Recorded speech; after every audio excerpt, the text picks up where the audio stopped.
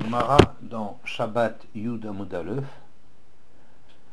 Rav Ami, Rav Assi, Avu Yatve,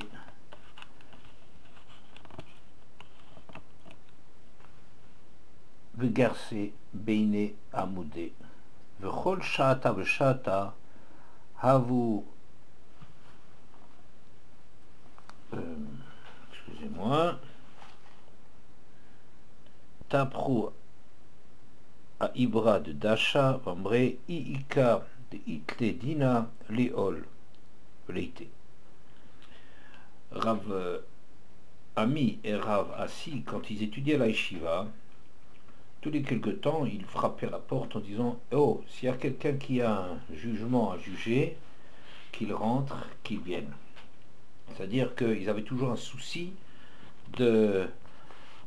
d'interrompre éventuellement leur étude pour la mettre en pratique, pour s'occuper des problèmes de dinim.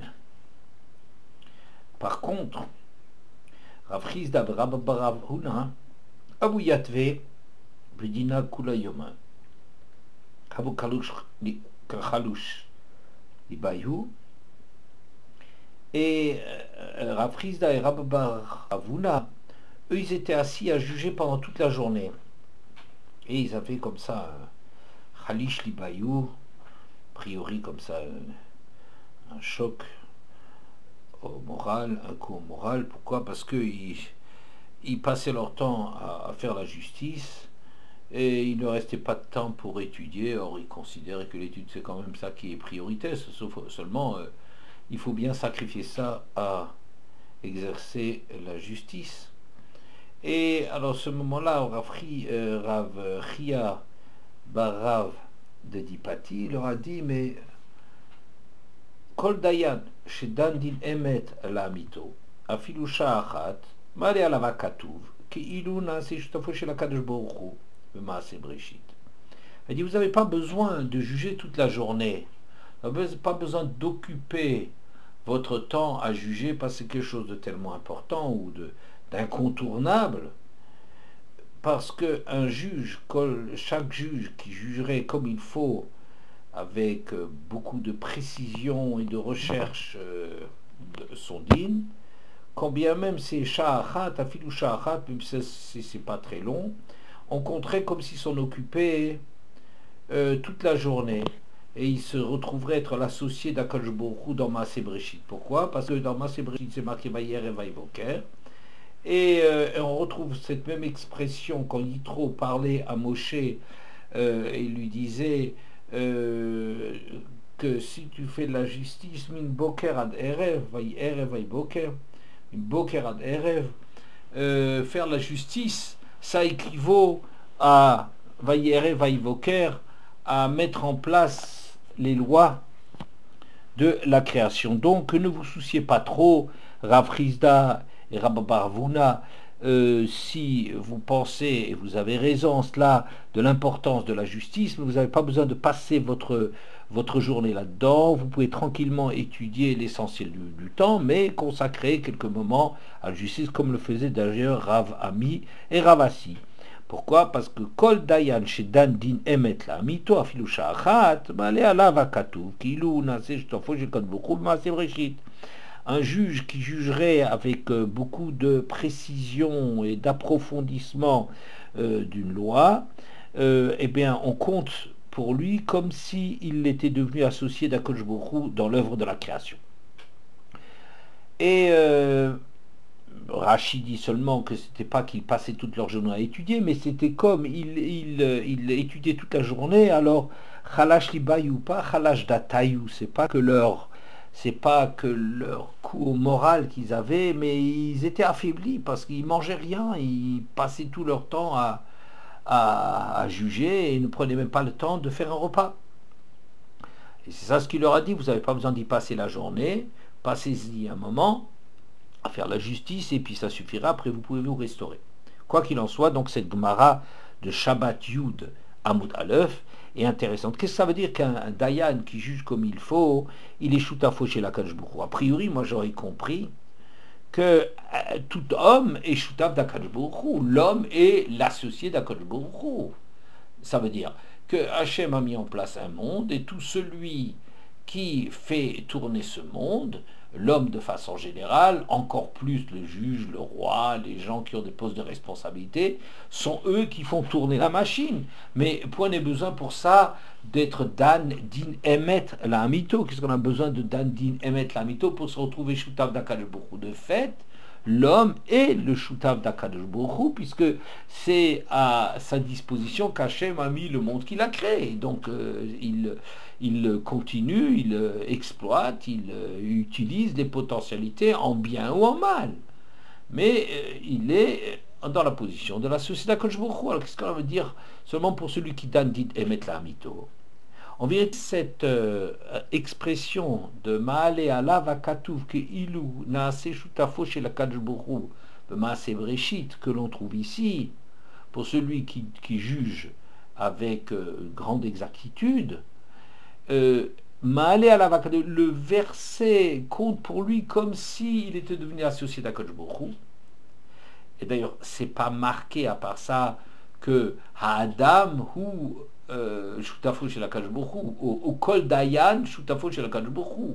L'homme de façon générale, ou d'une façon plus précise, peut-être celui qui s'occupe vraiment, qui a un poste de responsabilité pour faire tourner le monde, c'est le Shutaf d'Akadosh Baruch Hu. On a assez Shutafo, il devient, on compte comme si il était devenu, mais en quoi ça a à faire avec le fait qu'il juge d'une façon précise?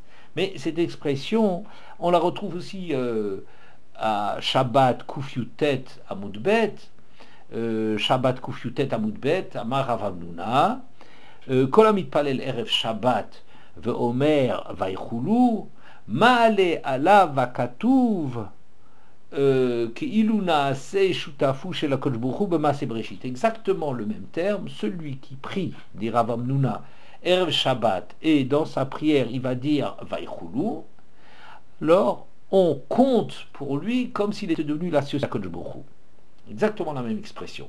Alors là-bas, on peut expliquer qu'est-ce que ça veut dire, on compte comme s'il devient l'associé d'Akadosh Baruch Hu, parce qu'effectivement,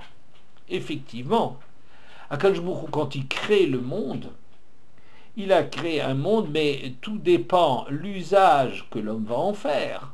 Et si l'homme, Erev Shabbat, va reconnaître, Vaychulu, que c'est Hachem qui a terminé, qui a créé l'œuvre de la création, avec cela, l'homme donne sens à la création d'Akadosh Baruch Hu.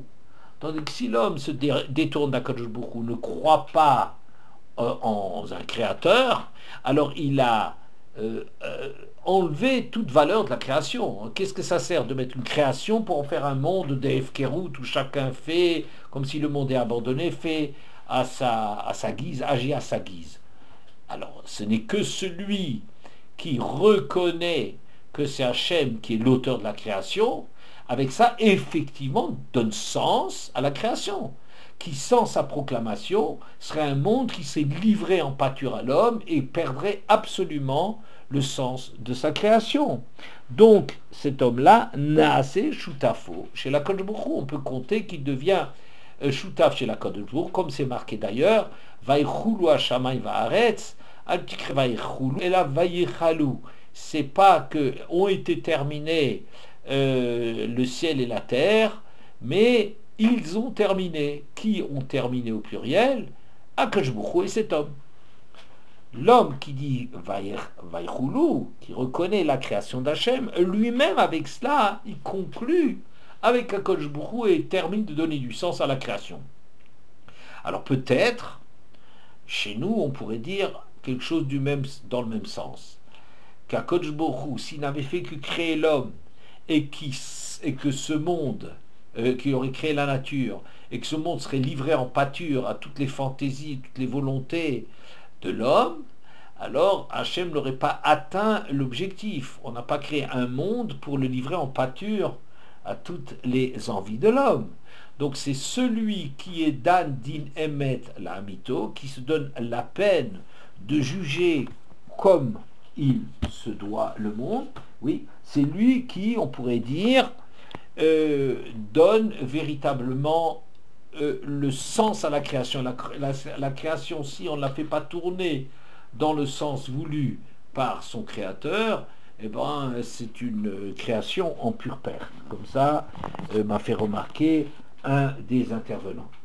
On pourrait peut-être aussi dire un peu autrement. C'est-à-dire que dans la page dans Dvarim, et il y a mise en garde sur l'importance du jugement, de la justice, toutes les précautions, excessivement précises et les injonctions qui sont faites aux juges. On en retrouve dans Dvarim, Alev, dans Shoftim, dans Re'eh, dans Mishpatim, dans Kiddushin. Il y a partout ce sujet de la justice. C'est un sujet qui occupe quand même énormément, qui préoccupe le Créateur. Et donc, Moshe raconte qu'il avait cherché des juges en ce temps-là, en les mettant en garde, Shamoa ben Achechem, il faut bien entendre les arguments des uns des autres, Shfatem Tzedek, et juger d'une façon correcte, Ben Ish ou Ben Achiv, Ben Gero, entre l'homme, son frère, l'étranger. Lotakiru panim bamishpat, vous ne reconnaîtrez pas les personnes, les visages dans la justice, c'est-à-dire vous ne ferez pas une place plus important, vous ne montrerez pas plus de considération à quelqu'un de riche ou de puissant et qu'à quelqu'un qui est insignifiant, dont vous n'auriez pas à craindre les revanches, le mal qu'il pourrait vous faire si la justice ne s'exerçait pas dans le sens qu'il se croyait en droit d'attendre. Kakaton Kagadol Tishmaon, vous entendrez aussi bien le petit que le grand. Vous ferez une place autant pour le petit que pour le puissant. Lotaguru mipneish, vous n'aurez peur de personne dans la justice, ou bien vous ne rentrerez pas vos paroles, vous ne vous abstiendrez pas de dire les choses qui peuvent vexer ou toucher quelqu'un qui serait puissant, dont il faudrait redouter les représailles. Oui. Pourquoi Kamishpat Elokimu? Car la justice, elle appartient à Hachem, elle concerne Hachem, donc il y a quelque chose au-dessus, il y a un intérêt supérieur qui vous commande de faire abstraction des personnes que vous avez devant vous et de ne juger que le cas en lui-même sans tenir compte du tout du caractère de la dangerosité que pourrait présenter ou au contraire de l'insignifiance de l'une des parties. Ouais. Mais à ce niveau-là, Rashi nous dit, c'est donc dans Dvarim, Perek Aleph, dans le Pasuk Yudzaïn, Rashi qui a Mishpat Elokimu, car la justice appartient à Hachem, comme on dirait, Elokim Nitzav Badatkel, Hachem est présent parmi ceux qui jugent, donc il est concerné, il est bon. Rachidi, Ma she'ata notel mise shelo kadin, ata mazkikeini larzirlo, nimtsa she iteta alav hamishpat. Le jugement, appartient à Hachem, c'est-à-dire ce que toi, tu prends de quelqu'un d'une façon injuste, tu m'obliges, dit Hachem, de le lui rendre. Donc il se trouve que finalement la personne qui est jugée, c'est moi qui suis juge, c'est moi qui suis concerné par ta justice. Si tu juges d'une façon émettre la hamito exactement comme il se doit, alors c'est bon, j'ai pas besoin d'intervenir. Mais pour peu que pour peu que tu juges une injustice qui apparemment ne serait qu'au niveau des deux parties qui se présentent devant toi, en vérité il y a quelqu'un derrière de beaucoup plus important encore qui est concerné, Sakosh Borou, qui est forcé d'intervenir. On voit ici en vérité que c'est pas comme on aurait pu l'imaginer qu'Hachem a créé le monde et maintenant le met à la disposition de l'homme, et c'est à l'homme de gérer, et donc quelle que soit la façon positive ou négative dont il jugerait de fait, il est le choutaf, il s'associe par son action positive ou négative à l'œuvre de la création, mais qu'Hachem continue à surveiller son monde une fois qu'il l'a créé, à se préoccuper et à y exercer la justice. Donc, si à toi, le juge, est dévolu la fonction de régler les problèmes entre l'homme et son prochain, etc., si c'est à toi que c'est dévolu, attention, si tu ne juges pas juste, tu obliges Hachem à intervenir dans le monde. Donc on pourrait dire, effectivement, le juge qui jugerait d'une façon absolument exacte est le shutav d'Akadosh Baruch Hu. Il est effectivement associé d'Akadosh Baruch Hu puisqu'il évite à Akadosh Baruch Hu d'intervenir au lieu qu'il pourrait le forcer à intervenir pour rendre la véritable justice.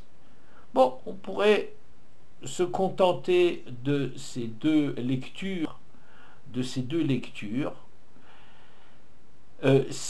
pour justifier ce texte de Rabbi Chia bar Abba là dans Shabbat, Daf Yud, n'est-ce pas? Soit que en prolongeant en donnant du sens par ta justice à la création, eh bien voilà, tu deviens associé, tu y es associé, on compte comme si tu es associé, ou bien le fait que tes jugements ont un impact sur Akadosh Baruch Hu qui est encore toujours présent, même après avoir, même s'il se met dans les coulisses, même s'il se retire du devant de la scène en tant que créateur, c'était le poste qu'il avait, la posture qu'il avait au moment de la création, il était la vedette, si l'on peut dire, et que maintenant il se retire, mais il ne se retire pas du monde. Il laisse simplement le fonctionnement, le rôle de fonctionnement, de faire fonctionner, de faire tourner son monde à l'homme, mais il est toujours aux aguets et toujours concerné par ce qui se passe dans le monde.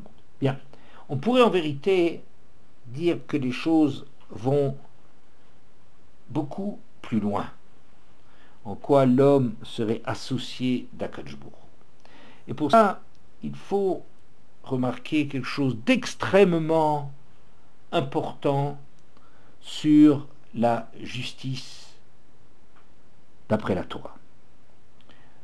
C'est vrai que le texte, comme me l'a fait remarquer Eli Benita, que le texte de Rabbi Chia parle des dîners mamonot, des questions d'argent, puisque si ça se passe à la yeshiva, ça veut dire que c'est pour des problèmes courants qu'il devait intervenir. Ce n'est pas un tribunal de 23 qui parlerait de la peine capitale, de l'application de la peine capitale, mais seulement un petit tribunal de 3 pour régler les différends entre le piètre.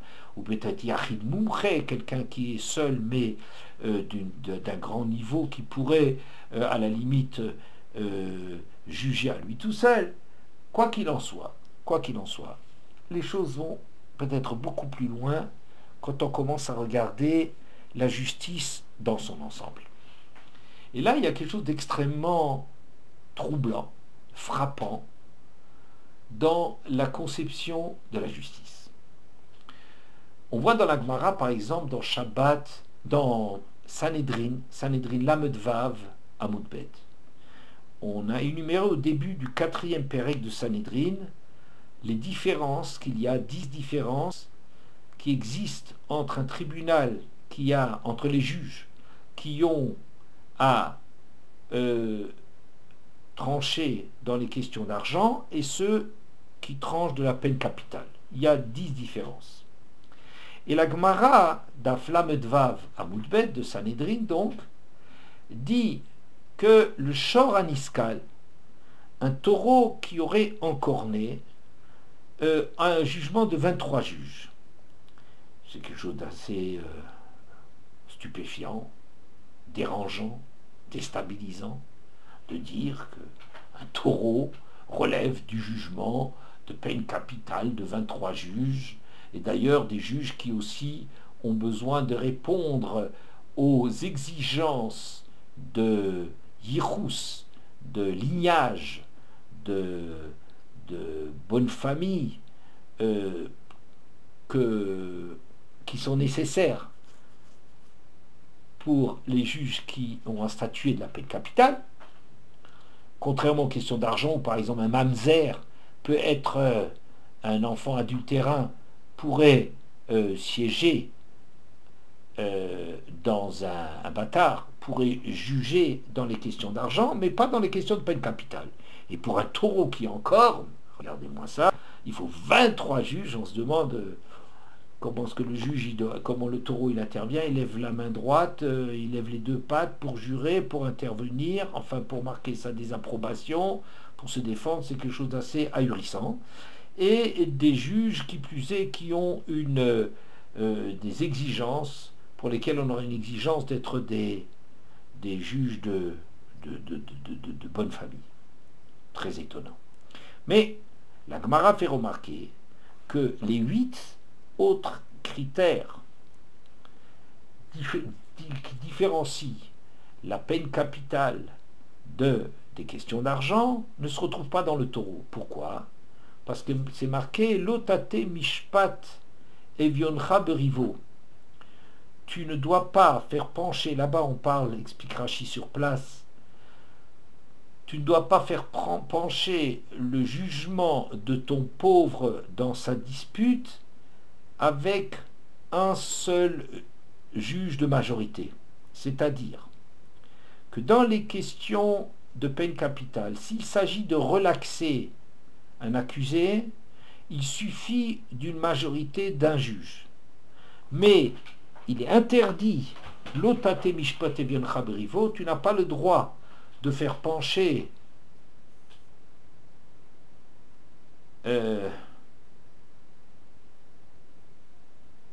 Achari Rabim, le Hatot, on va d'après la majorité pour pencher pour innocenter, mais ça tu n'as pas le droit de faire pour rendre coupable, il faut une autre majorité, la majorité est au moins de 2 juges d'écart pour condamner, en faveur de la condamnation.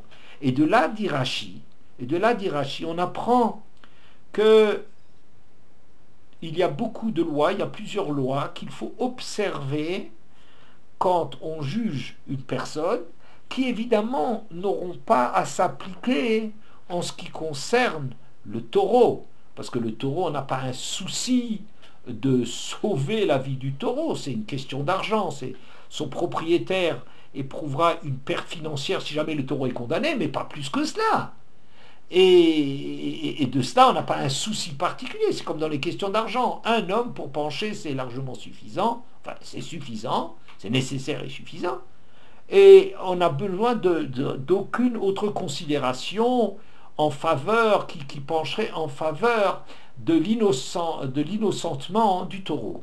Ah, pourquoi est-ce qu'il faut 23 juges? Alors j'ai pensé, peut-être que, étant donné que c'est marqué, il y a mode Balachor, il y a vos Balachor, il y a mode al-taureau, al-choro, que le propriétaire de ce taureau qui aurait encorné doit être là et assister au jugement de son taureau. De là d'ailleurs on apprend qu'on ne peut pas juger par contumace, on ne peut pas juger en l'absence des parties qui sont jugées, on ne peut pas juger par contumace, et on l'apprend même du fait que le propriétaire du taureau qui est jugé doit être présent. Pourquoi? Parce que mitat baalim car mitat ashor, de la même façon qu'on mettrait à mort le propriétaire, c'est-à-dire avec 23 juges, ainsi on a cette même exigence. Et l'exigence que ça soit, qu'ils soient miyuchassim, c'est-à-dire que les juges aient une qualité de yichus, de lignage, celle-là, elle va ensemble, c'est le même endroit où on apprend le nombre de 23 et l'exigence de bonne famille qu'ils doivent avoir. Bon, bonne famille ne signifie pas noblesse, establishment et tout ça, hein, c'est évidemment pas de ça qu'il s'agit, évidemment non, mais d'être des gens qui ont tous les possibilités de mariage et qui sont des gens inattaquables sur le plan familial, mettons. Alors, j'ai pensé que ce qu'on veut dire, c'est qu'on ne peut pas mettre à mort un propriétaire qui n'a pas surveillé son taureau suffisamment et que le taureau va tuer, et va tuer. Mais parce que c'est finalement pas le propriétaire qui sera mis à mort. Pourquoi? Parce que c'est pas lui qui a tué. Mais étant donné que c'est lui qui est quelque part responsable par un manque de vigilance, de surveillance de son taureau, donc c'est quelque part le propriétaire qui est jugé à travers son taureau. Pour le taureau, effectivement, on n'a pas besoin de 23 juges en soi. Enfin, j'imagine qu'on n'aurait jamais besoin de 23 juges et on ne juge pas un taureau. C'est ridicule de juger un taureau.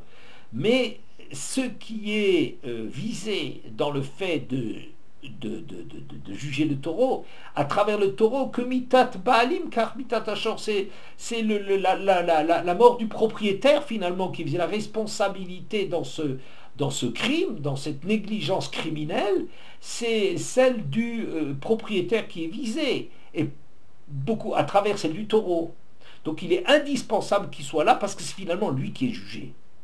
Et c'est pour ça qu'il y a 23 juges. Mais comme l'enjeu de ce jugement, c'est simplement une question d'argent, est-ce qu'on laissera en vie ou on condamnera à mort le taureau, n'est-ce pas? Alors comme c'est une question d'argent, pour là, on n'a aucun souci d'essayer de sauver la vie humaine. Parce qu'en effet, la différence qu'il y a entre les questions d'argent et les questions de peine capitale, elle est sur ce point-là. Dans les questions d'argent, ce qu'il s'agit de juger, c'est du droit. C'est une question purement de mishpat.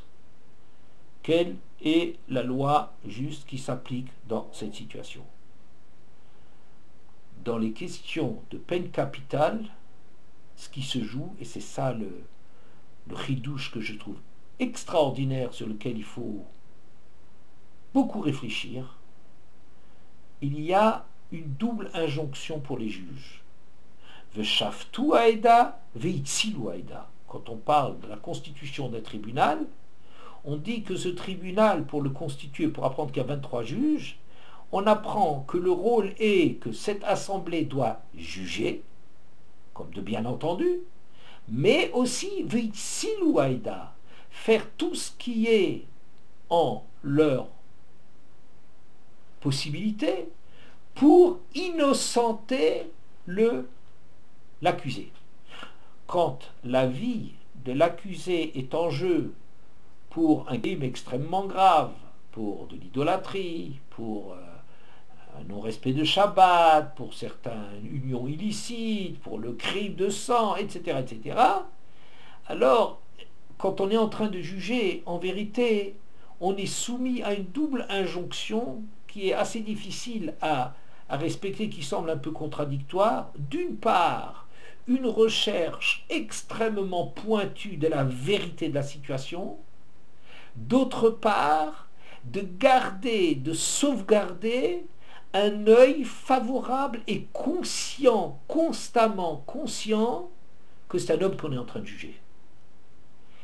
Je me souviens d'une conférence de Rav Eliyahu Abitbol ici à Lyon, il y a plusieurs dizaines d'années. Il a commenté à partir du Maharal une Mishnah dans Pirkei Avot, dans Kiddushin, Tov Sheborofim le Geinam, le meilleur des médecins qu'il aille au purgatoire. Pourquoi le meilleur des médecins? Mais les médecins sont des gens, au contraire, très dévoués, que l'on pouvait, au moins il y a quelques années, réveiller à n'importe quelle heure du jour et de la nuit pour solliciter leur aide. Mais le Maharal explique comme ça. Bon, enfin, on pourrait expliquer d'une façon un peu plaisante que Tov chez Berofim, le Geinam Tov, ça fait 17, la valeur numérique de Tov. Or, dans la Hamida de base, il y a 18 bénédictions. Alors, le médecin qui est Tov, ça veut dire qu'il y a seulement 17 bénédictions dans sa Hamida, c'est-à-dire qu'il y a une bracha qu'il n'adresse pas tellement à Hachem, Refaïn, ou c'est là pour la guérison, laisse-moi m'en occuper. Il est comme ça, le médecin qui a cette espèce de confiance en lui-même que le sort du malade est entre ses mains, alors il lui manque une bracha de supplier qu'Hachem l'aide à sauver le malade, il n'a que 17 brachot. Le médecin qui n'a que 17 brachot dans sa Hamida, il va au Gehinam. Mais le Maharal dit ça dans une autre perspective, étudie ça et explique ça dans une autre perspective en disant comme ça. Un médecin, finalement, dans son habitude, son désir de guérir une personne, finit par ne voir dans cette personne qu'un cas, un malade. Un malade, c'est-à-dire un organisme qu'il faut remettre en état de fonctionner. Comme un garagiste. Un garagiste s'attaque à une voiture. Qu'est-ce qui lui arrive? Quelle est la panne? Trouver la panne, remédier à la panne. Eh bien, un médecin, de par sa fonction de chercher à guérir, a tendance à réduire son malade non pas à un être humain qui souffre, mais à un cas clinique. À quel cas on fait, dans quelle catégorie se situe, etc. À quel cas on fait allusion, etc. À quoi ça se rapporte, de quoi s'agit-il? Il faut remettre cette machine en route. Mais dans la justice, et c'est pour ça que Tov chez Borofim le Gehinam, mais dans la justice, il y a une injonction Veitsilu Haeda. Et à plusieurs reprises, la Gemara parle de ça, Rashi parle de ça. Par exemple, dans Makot Davav, il y a une discussion entre Rabbi Yossi et Rabbi Kadosh. Rabbi Yossi dit que dans les questions de peine capitale, s'il y a plusieurs témoins, par exemple, il y a 5 témoins qui témoignent ensemble, qui forment un groupe de témoins, et que l'un de ces témoins ne serait pas valable, tout le témoignage saute. C'est un tout. Et si une partie de ce tout saute, tout le témoignage est rejeté. Alors que dans les questions d'argent, d'après Rabbi aussi, si il y a l'un ou l'autre des témoins qui composent ce groupe qui serait rendu psoulim, qui serait rejeté, eh bien le jugement, pour peu qu'il nous reste 2 juges, eh bien le jugement serait rendu par les juges qui restent. Pourquoi cette différence de traitement? Alors Rashi explique, Tosfot n'est pas d'accord là-bas, mais Rashi explique parce que, étant donné que c'est marqué Veitsilu Haeda, Mahadrina Nazruta, étant donné que c'est marqué qu'il faut absolument faire tout pour arriver à sauver l'accusé, al Mahadrina Nazruta, on recherche tout ce qui peut agir dans le sens de l'innocentement. Et donc, si on a un groupe de 5 témoins, ça fait un groupe de témoins, ce sont les témoins, c'est pas 5 témoins, c'est un groupe de témoins, les témoins, le témoignage. Si dans le témoignage, une partie, même minoritaire, est disqualifiée, eh bien on fait sauter tout le témoignage. C'est pas à quel titre? Parce que Veitsilu Haeda. Et si l'on veut, de façon générale, le Maharal qui parle magnifiquement de cela dans Be'er HaGola, page Kavav notamment, du Be'er HaGola dans les éditions classiques, je veux dire d'autrefois, le Maharal parle magnifiquement et dit comme cela qu'en vérité, le juge recherche toujours et toujours du côté du bien et recherche toujours une solution qui, en vérité, fasse le bien. Et c'est pour cela qu'il y a un Veitsilu Haeda, une injonction d'essayer par tous les moyens de sauver la mise de l'accusé. Par exemple, et c'est le début sur lequel insiste le Maharal, Potrin l'Isrout, quand on commence les débats, quand la cour, enfin les juges, se penchent sur un cas où la vie de l'accusé est en jeu, Potrin l'Isrout, il faut commencer à présenter des arguments en faveur de l'innocence. Dans les questions d'argent, peu importe où tu prends, par quel côté tu prends le problème, on traite le problème, il s'agit juste de traiter le problème, pas plus. Dans les questions de peine capitale, Potrin l'Isrout, le regard que tu as, c'est d'essayer d'obtenir l'acquittement. C'est ce que tu recherches. On ne peut pas le faire au détriment de la justice. Il ne s'agit pas de raconter des histoires, mais que tous les éléments qui peuvent jouer en faveur de l'accusé vont jouer. Par exemple, qu'on a dit tout à l'heure qu'il y a plus, il y a la majorité pour condamner est de 2, alors que pour innocenter, il suffit de 1 de majorité. Ensuite, que dans les gens qui ont commencé à parler en faveur de l'accusé ne peuvent pas, pendant les débats, changer de thèse et commencer à parler de la culpabilité. C'est-à-dire, au moment du vote final, quand on va se prononcer, à ce moment-là, tout le monde retrouve sa liberté de manœuvre. Mais pendant les débats, dès que quelqu'un a adopté une position de défendre l'accusé, il est obligé de maintenir ça, il ne peut plus passer dans l'autre camp. Donc, c'est un argument qui joue beaucoup, ça veut dire qu'il pousse les gens à ce que si tu veux intervenir, et ça souvent on veut intervenir, oui, eh bien tu ne peux intervenir que dans ce sens-là. Il y a d'ailleurs 2 greffiers là qui sont là, ou 2 ou 3 greffiers, qui sont là pour les rappeler à l'ordre, et dire attention, tu as déjà précédemment adopté une position de défendre, continue à défendre. Ou bien, il y a des gens qui interviennent dans la salle, des Talmidei Chachamim qui peuvent intervenir, et ces gens-là, on écoute d'eux, on admet d'eux que d'entendre des choses qui joueraient au bénéfice de l'accusé. Ou bien, si l'accusé a été innocenté et qu'ensuite on le relaxe et quelqu'un va dire « Ah, j'ai un nouvel élément qui pourrait jouer contre l'accusé », on ne l'écoute pas. Naki ve tzadik al ta'arog. Quelqu'un qui est tzaddik, ça veut dire qu'il a été innocenté par la justice, quand bien même il y a des raisons de... Non, ne le juge plus. À l'inverse, si c'est quelqu'un qui a été condamné, et que quelqu'un va dire derrière, ah, il y a un élément peut-être qui joue en sa faveur, ça on va réexaminer les choses. Bon, il y a 10 différences, 8 qui viennent de Itziloaeda, qui viennent d'essayer d'adopter, non pas de cacher les choses, non pas de biaiser la justice, mais qui traduisent une recherche en étant juste. Il ne s'agit pas de raconter des histoires, mais d'essayer absolument que le tribunal humain innocent trouve les raisons d'innocenter, mais des vraies raisons, mais trouve les raisons d'innocenter. Et si même cet accusé a été innocenté, et maintenant il y a quelqu'un qui dit, mais ah non, il y a un nouvel élément qui peut remettre tout en question, on dit, écoute, laisse Hachem agir. Nous, tribunal humain, on n'a pas la responsabilité, on a une attitude à adopter, on a fait notre possible, on est arrivé, on a abouti à relaxer, eh bien on reste là-dessus.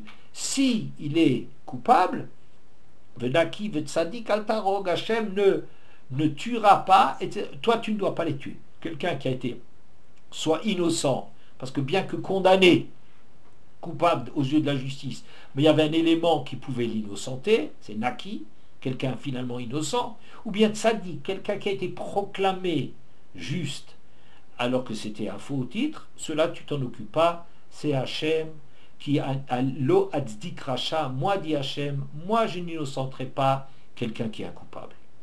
Quoi qu'il en soit, ici on apprend donc cette attitude de Veitzilu Haïda que Madrinan a Srout, Potrini Srout, et le Maharal dit.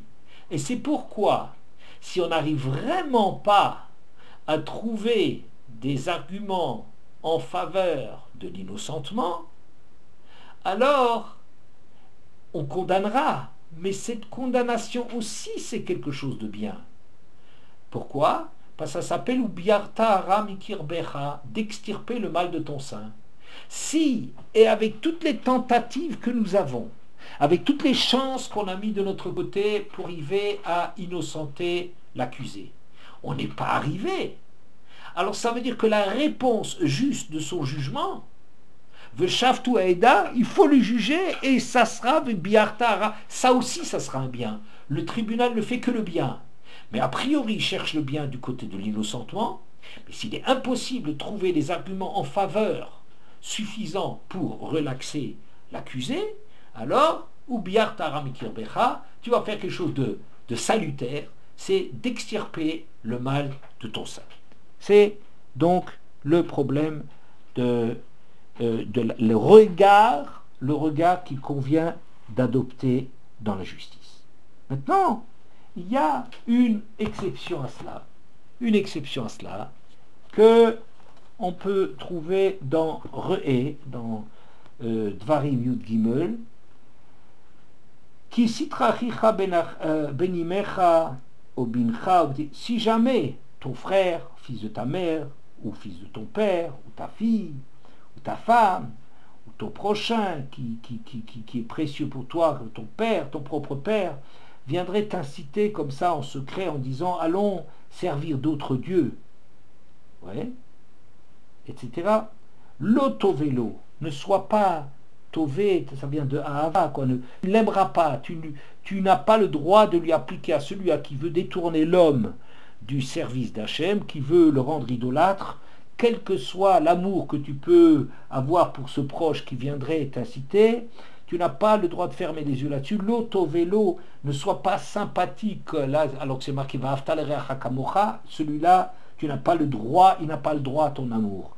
L'otishma elav, tu n'as pas le droit de l'entendre quand il va te supplier, n'écoute pas, l'otachos alors, en vérité, Rashi, sur place, explique tout ce que tu ne dois pas, tu dois pas prendre en sa faveur. Et même, par exemple, la Gemara dira que et celui-là, s'il a été innocenté, eh ben tu le rejugeras s'il y a un élément pour le rendre coupable. Ça veut dire toutes les choses dont on faisait bénéficier un accusé, quel que soit le domaine pour lequel on voudrait il est accusé, quel que soit le domaine, tout ce qui joue en faveur de sa vie, de le laisser en vie, on n'en fait pas bénéficier notre messite. Messite, ça veut dire l'incitateur à l'idolâtrie. Celui-là, on le regarde d'une façon froide. C'est-à-dire quoi? C'est-à-dire que lui, il reste dans Shoftu Haïda. On jugera. Il ne s'agit pas de dire, il ne faut pas croire que puisqu'on dit l'Otacho Senecha, tu n'auras pas pitié de lui. Ça ne veut pas dire qu'il faut être injuste envers lui. On aura les mêmes exigences de 2 témoins parfaitement fiables et contrôlés, et avec la hatra'a qu'il faudra avoir averti, etc. Toutes les exigences pour condamner à mort devront être appliquées. Pourquoi? Parce qu'il s'agit de juger. On parle de juger. Mais tous les éléments en faveur de l'innocentement, ça veut dire cette attitude de rechercher l'innocentement, ne bénéficiera pas celui qui est en train, non pas de faire de l'idolâtrie, mais de pousser les gens, d'inciter les gens à faire de l'idolâtrie. C'est encore tout à fait autre chose. Faire de l'idolâtrie, personnellement, c'est extrêmement grave, c'est le crime peut-être le plus grave qui existe, mais c'est un crime à titre personnel. Mais inciter les gens, détourner les gens d'Akadosh Baruch Hu, ça c'est quelque chose qui ne peut d'aucune façon jouir de la moindre sympathie. Pas? Et par exemple, alors que dans le tribunal, on n'a pas le droit d'avoir des juges qui sont trop âgés, parce qu'avec le temps, avec l'âge, on devient distant, on a un recul par rapport à la dureté de la vie, on manque de compassion, on devient des hommes d'idées, on se détache de la réalité, on remue des idées. Quelqu'un par exemple qui élève des enfants a une attitude, il se rend bien compte que le pauvre, on fait tellement d'efforts et puis on est tellement souvent déçu dans notre investissement envers les enfants et tout, et ça rend quand même quelqu'un miséricordieux. On a de la compassion pour quelqu'un, on peut jamais condamner quelqu'un en d'autres termes, parce qu'on se rend bien compte, c'est tellement compliqué. Mais pour constituer un tribunal qui juge de quelqu'un qui incite à l'idolâtrie, on n'a rien qui élimine un bon juge compétent, eh bien, il est bon, et on n'a pas besoin de se soucier que ça fait déjà 30 ans qu'il n'a plus élevé d'enfants, qu'il n'a plus la pitié qu'on a en général quand on a élevé durement des enfants, il a déjà oublié ça, ou il n'a jamais eu d'enfants, peu importe qu'il ait eu cruauté, l'essentiel c'est qu'il a une tête bien faite, est juste, qui fonctionne de façon juste, on ne lui demande aucun sentiment, on ne lui demande pas du tout de faire intervenir son cœur en faveur de l'accusé. Ça, c'est une exception. Il y a un autre problème très intéressant dont parle le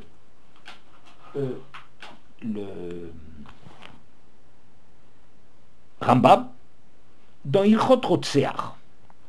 Dans Ilchot Rotseach, le Perek Dalet à la halacha Chet et Tet, il dit la chose suivante. Un homme qui tue des gens, dans la Gemara, en vérité, c'est marqué Haoreg Nefesh. Mais le Rambam, très étonnamment, dit celui qui tue des personnes, comme si c'était une attitude chez lui de faire une chose pareille. Et qui manquait quelque chose pour le mettre à mort. Par exemple, que pour condamner à mort, il fallait que les témoins, les deux témoins, aient vu en même temps tout ce qu'il fallait pour condamner.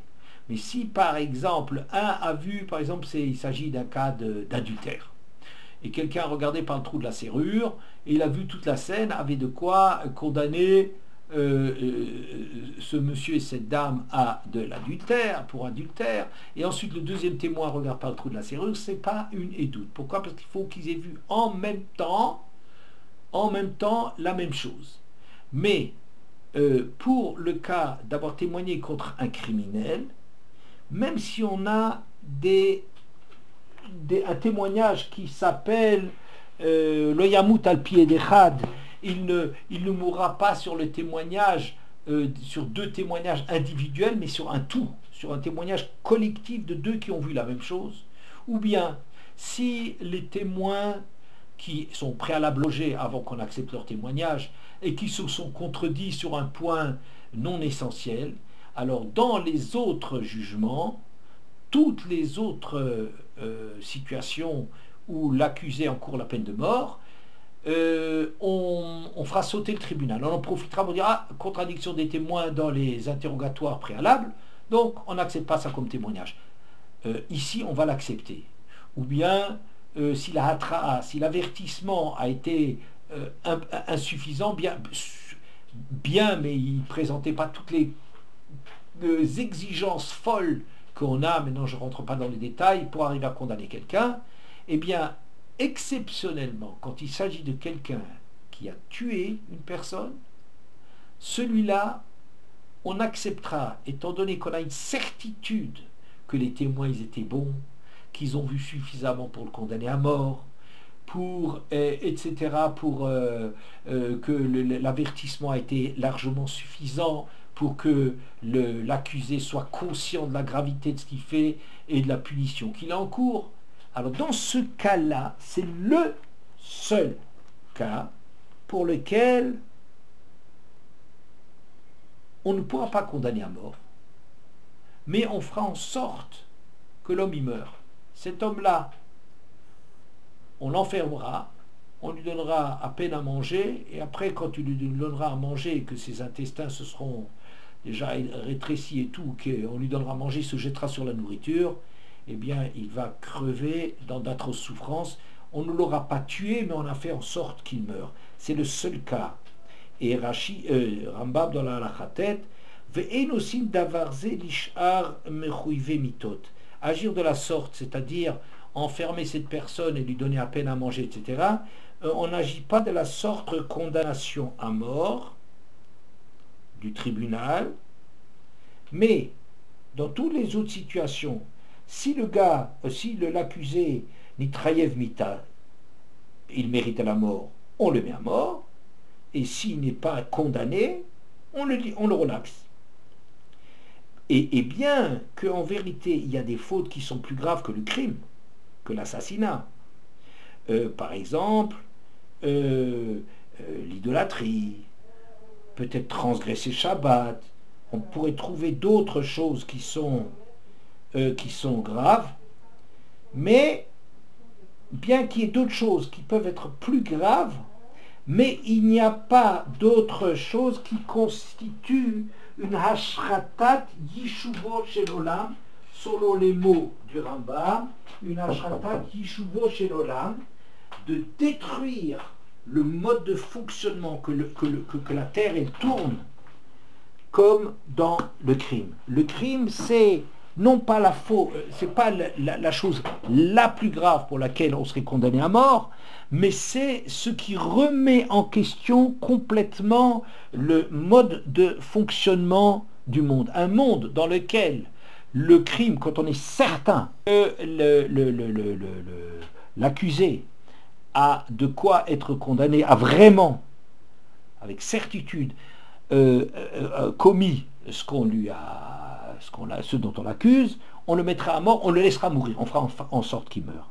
C'est-à-dire que si on voit de quoi il s'agit, on voit que la justice, de façon générale, a un souci extraordinaire de pitié, de prendre en pitié et d'avoir présent à l'esprit que c'est un être humain qu'elle est en train de condamner. Elle ne regarde pas derrière lui, ah, le sale type, il a fait quelque chose d'ignoble, d'inexcusable et tout. On ne regarde pas l'accusé, il faut travailler pour ne pas regarder cela et toujours avoir présent à l'esprit les potentialités de cette personne, l'importance d'une vie humaine, toujours regarder cela, savoir avoir ça en considération. Sauf si c'est quelqu'un qui incite à l'idolâtrie, alors celui-là ne profitera que d'un jugement juste, mais ne jouira d'aucune considération pour sa personne. Et quand il s'agit de Hashrata Tishuvo Shel Olam, le dysfonctionnement du fonctionnement nécessaire du monde, que le crime soit sanctionné, parce que en pratique, c'est ça qui fiche en l'air toute une société, c'est que le crime n'est pas sanctionné. Alors là, il y a une exception, l'exception dans laquelle on n'a pas les mêmes exigences qu'eux. Alors je voudrais dire la chose suivante, que à partir de maintenant, on peut comprendre que quand on dit dans ce midrash très connu que Breshit bara Elohim, au début Hachem Elohim, la justice, voulait créer le monde avec une exigence de justice. Et en vérité, il y a loin entre le projet et la réalisation, et qu'Hachem est parfaitement conscient qu'entre l'idéal tel qu'il est au niveau de l'idée et ce qui se joue dans la pratique, la distance est tellement grande, le monde ne pourrait jamais subsister si on appliquait une exigence stricte de justice. Alors, c'est marqué Beyom Asot Hashem Elohim, le jour où on pratique, c'est Hashem Elohim, et la pitié, Hashem sous l'angle de la pitié et Elohim de la justice, c'est ça qui intervient en pratique. C'est-à-dire qu'Hachem aurait associé à l'exigence de justice une quantité de Rahmanout, de pitié, de miséricorde pour que l'homme puisse continuer à exister, pour que le monde puisse continuer à subsister, comme on dit dans le Midrash, que si tu voulais dans des verres en cristal, tu voulais mettre de l'eau bouillante dedans, comme l'exigence de justice, une exigence très forte, ils vont éclater. Donc on est obligé de mettre de l'eau dans son vin, pour que les verres puissent, que ça soit le plus chaud possible, mais à la condition expresse que le monde puisse continuer à exister. Donc ça s'appellerait Shitef Midat HaRachamim.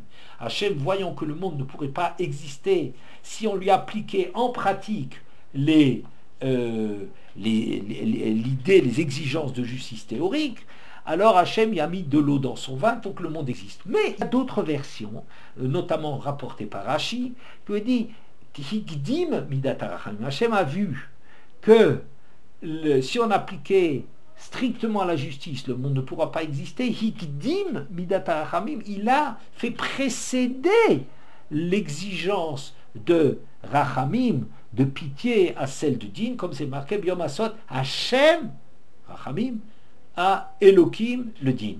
Oui. Alors qu'est-ce que c'est, en quoi on est en train de dire, est-ce qu'il a associé, est-ce qu'il a précédé? Alors je pense que peut-être il y a une idée tout à fait différente dans cette deuxième façon de comprendre les choses, qui est la suivante. à partir du moment où Hachem veut créer un monde, a le projet de créer le monde, il est, si l'on peut dire, contraint d'adopter un regard de sympathie par rapport à sa création. C'est-à-dire, quand on met des enfants au monde, eh bien, c'est prendre les risques. Qu'est-ce que ça veut dire mettre des enfants au monde? Ça veut dire créer à l'extérieur de soi, bria, bar, extérieur, créer quelque chose à l'extérieur de soi, ça veut dire donner un droit d'existence à quelque chose d'autre que soi-même. Pour soi, on peut avoir toutes les exigences du monde. Mais quand on donne la vie, quand on crée quelque chose, quand on met au monde un enfant, c'est accepter que cet enfant ne va pas reproduire exactement la volonté que nous on a, qu'on aurait dit, ah ça aurait été bien, c'est comme ça qu'il aurait dû faire.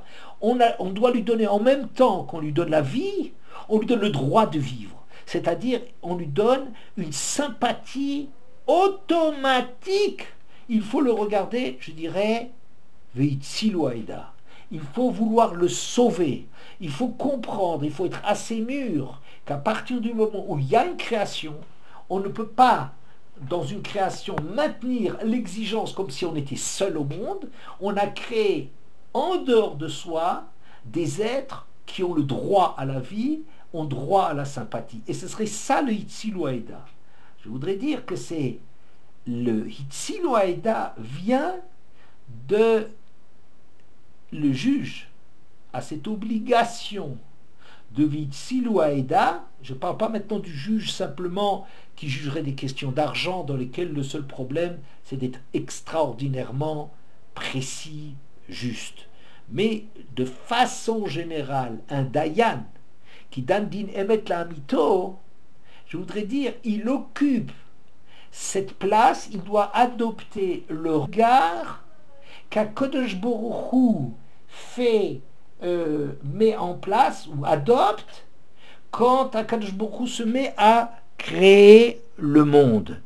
C'est-à-dire, quand Hachem, il crée le monde, alors il a une exigence de Yishuvo chez l'Olam. Il y a une préoccupation que ce monde puisse exister. Et c'est de là que provient ce juge qui en vérité est extrêmement sérieux, préoccupé de la meilleure justice du monde, mais que dans les questions qui touchent le Yishuvo chez l'Olam, en l'occurrence le crime, il a une attitude différente parce que c'est comme celle du créateur. Il reproduit, il se trouve en situation du créateur, un juge qui veut être dandin emet lamito, la justice telle qu'elle doit se pratiquer. Alors ça dépend du domaine. Si c'est des questions d'argent, il doit être impeccable et rien d'autre ne compte. Il y a juste mishpat, que de la justice stricte. Mais quand il va juger des personnes, alors il y a différentes situations. Il y a d'abord une préoccupation de Yishuvo chez l'Olam, qu'il faut que le monde y puisse exister. C'est-à-dire qu'il y a des choses qui, au nom du maintien de ce monde qu'on crée, il faut que le crime de Horeg Nefashot, personne qui a une attitude comme ça de tuer comme ça, impuni, enfin des choses de ce genre-là, qu'il y a un regard de sévérité par rapport à cela, c'est le regard du créateur qu'il doit adopter par rapport au jugement qu'il va émettre. Également, les gens qui luttent, qui travaillent à saper l'existence même du créateur en incitant les autres à l'idolâtrie, ça c'est des gens qui ne bénéficient aucunement de la position normale du juge, parce que ceux-là sont en train de saper, pas seulement d'être eux-mêmes des idolâtres, mais beaucoup plus grave, de saper même la notion du créateur du monde. Et dans le cas le plus normal, c'est être exactement dans cette situation du créateur qui, en créant, donne un droit à la miséricorde, à la compassion, à la créature qu'il met en place, De la même façon, le juge, c'est ça la position qu'il adopte. Donc, cette Gemara, je voudrais dire que celui, la Dan din emet la mitov sha'achat, on peut compter à son crédit que c'est comme s'il est associé d'Akadosh Borou, de dire d'une façon un peu large, un peu plus profonde, qu'il adopte la position, il doit par rapport à une justice juste, il doit adopter le critère qu'Akadosh Borou comme créateur a mis en place dans le monde.